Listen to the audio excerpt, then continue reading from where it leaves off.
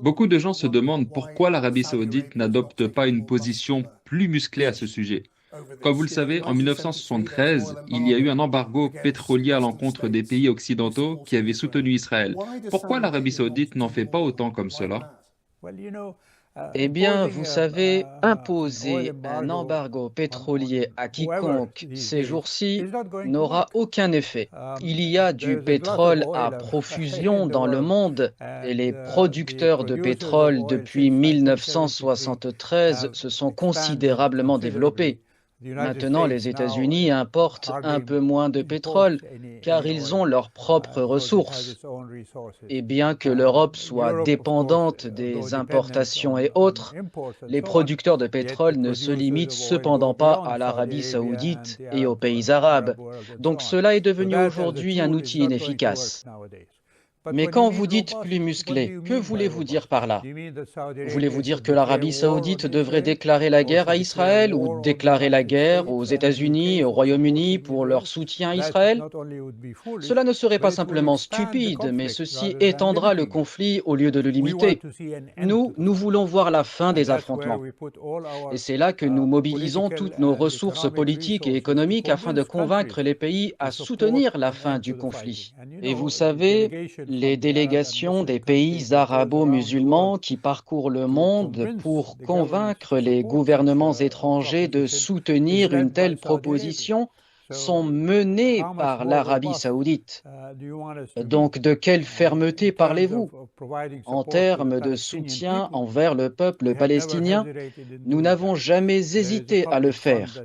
Il y a un fonds public qui a été mis en place par notre gouvernement pour que les Saoudiens aident les Gazaouis en fournitures humanitaires et médicales, ainsi que d'autres aides destinées à Gaza et envoyées soit par des camions qui passent par l'Arabie saoudite ou par des bateaux qui continuent d'accoster en Égypte pour soutenir Gaza.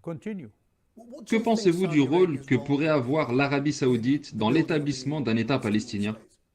Je pense que n'importe quel effort que nous pouvons fournir pour les Palestiniens, nous n'hésiterons pas à le faire. Je ne peux pas spécifier une contribution ou une action particulière que le Royaume peut faire.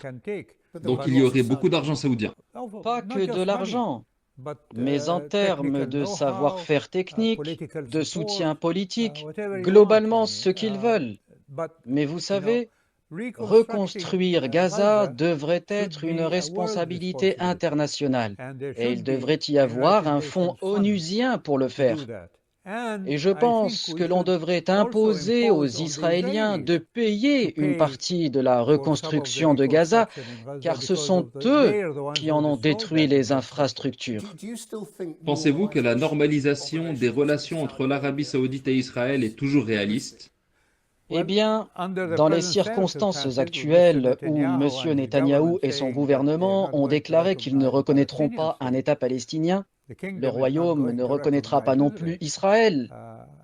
L'établissement d'un État palestinien est une condition préalable à toute normalisation, pas seulement entre l'Arabie saoudite et Israël, mais aussi pour d'autres pays qui ne reconnaissent toujours pas Israël.